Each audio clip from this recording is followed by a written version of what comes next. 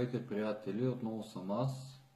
От името на клуб Безопасни улици град София искам да направя следното изявление, а то е следното. Уважаеми дами и господа, днес ще говорим за правото и за това правило ли се то в България. Правото се заражда с държавата. Преди нейното възникване обществените отношения се регулират от религиозни и морални норми и се налагали морални санкции. Вследствие се създава правна норма, чието гарант е държавата, която застава всеки субект на правото да изпълни съответната санкция. Държавата може да използва репресивния държавен апарат за изпълнение на правната норма. Право и държава, едното без другото не може да съществува. Какъв е изводът? Имаме ли държава и сами можем ли да се отговорим на тези въпроси? Правото е най-адекватният инструмент, който регулира отношенията и се използва за въздействието върху обществените отношения. Правото по дефиниция изразява определен обществен интерес. За чий интерес става дума? Обществен интерес трудно се дефинира, защото обществото е разнородно. В нашия случай правото определено не защитава интереса на обикновения човек. Респективно преобладаващата част от българите няма да сгрешим, ако кажем, че не защитава всички българи, защото на улицата никой не е застрахован, че няма да пострада, включително и тези, които творят законите и тези, които прилагат правните норми. Казахме, че правната норма изразява обществен интерес. Интересът се формулира от законодателят. Изменението на правната норма отразява промяната на общественото положение. Тук е момента да обясним защо ние от клуб Безопасни улици искаме нов закон за движение по пътищата. Искаме нов закон за движение по пътищата, защото по правило следващия закон отменя предишния и отразява по-адекватно новите процеси и промени в обществените отношения. Настоящия закон е писан в условията на присъединяването на България към Европейския съюз и е изписан с цел да се отговаря на изискванията на европейското право, без да отчита спецификата на отношенията у нас. Той не отчита от настоящите реалности, смарт системи, приложени в пътната безопасност, технологичните новости, лошата пътна инфраструктура, спецификата и състоянията на автомобилния парк у нас, качеството на обучението и прочее. Пътната инфраструктура, особено в населените места, е лоша и създава конфликти между участниците в движението. Много пъти е предпоставка за происшествия. От друга страна, автомобилите са все по-мощни и бързи и все по-голяма заплаха за човека, независимо дали е водач, пътник или пешеходец.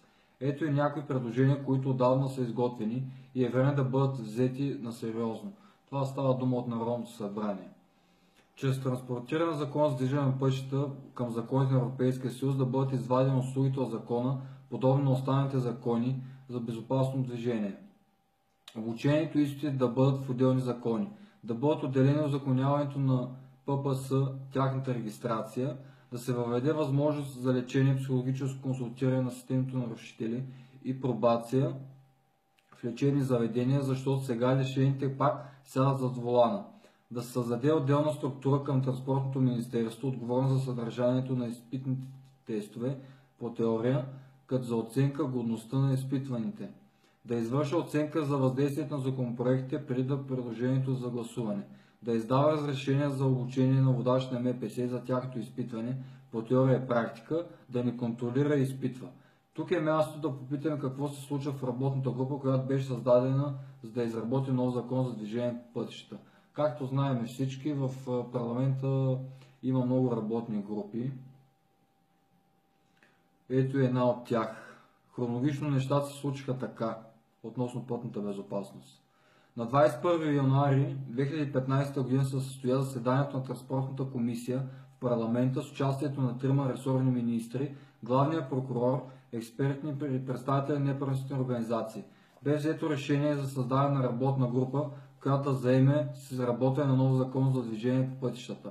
На 6 април 2016 г. проведохме протест с играчки на загинали деца пред Съдебната палата в град София с отправено искане към господин Лозан Панов да бъде изследвана съдебната практика по транспортни дела и тя да бъде уеднаквена. Поводът беше навляването на присъда от Висшия конституционен съд на убийство на пътя за причиняване на загиналата пешеходка, който се случва постоянно в държавата. Желанието ни беше висшите юристи да подходят сериозно към проблема с цел налагане на строги наказания, с цел изпитателен и дисциплиниращ ефект от ексцесиите по пътищата. Нещо, което е крайно време да се приложи според мене и стига сме приказали празни приказки. Важно е да има ефект и да се прилага и променя законите, които да са ефективни, морални и да могат да се прилагат по правилния начин. А не само се каже, че имам закон в тази държава. Желанието беше висшите юристи да подходят сериозно към проблема с цел налагане на строги наказания, с цел възпитателен и дисциплиниращ ефект от ексцесиите по пътищата. За втори път ви го повтарям. В резултат се стигна до становището на Висшия адвокатски съвет по тълкувателно дело ВКС и решение на Висшия съдебен съвет, че пешеходците нямат абсолютно право да пресичат на пешеходна пътека. И двата акта са с изключително слаба и едностранчива юридическа аргументация, която ние не приемаме.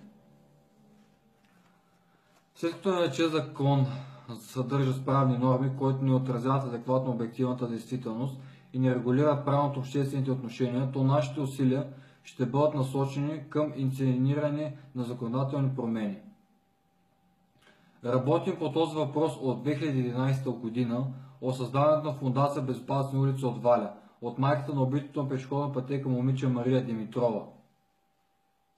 Нямаме право пред гибелта на 13 000 българи, 150 000 инвалидизирани българи и още хиляди с разбити съдби да спорим за глупости, шофьорът пешеходеца е по-виновен. Този нов закон, който да изрази необходимостта от сигурност сред на пътя. Трябва добро обучение, което е под всякаква критика в момента. Трябва и сериозни промени в работата на полицията. Трябва и сериозно отношение в общините, които планират, изграждат, ремонтират пътната инфраструктура. А всички знаем, че пътната инфраструктура в България е под всякаква критика, защото се извършва с некачествени материали, което е факт, това е от години просто. Трябва сериозно отношение от всички нас, родители, учители, работодатели. Действителността е пократителна. Системата на пътната безопасност е неуправляема система. Ние губим годишно 1 милиард лева преки косвени разходи вследствие от катастрофите. Катастрофите не са природно бедствие. Те са резултат от човешки грешки. Мислех да ви кажа няколко, т.е. да ви дам някаква информация относно статистика през последните 4-5 години, но според мен е да работим само с статистика и да казваме колко хора са загинали по пътищата, да казваме колко хора са ранени или са пострадали от пътно-транспортно происшествие, къде е когато са управлява своя автомобил или са били на пешеходна пътека. Мисля, че е излишно, защото достатъчно медиите, а и хората от обществения кръг са дали достатъчно голяма информация.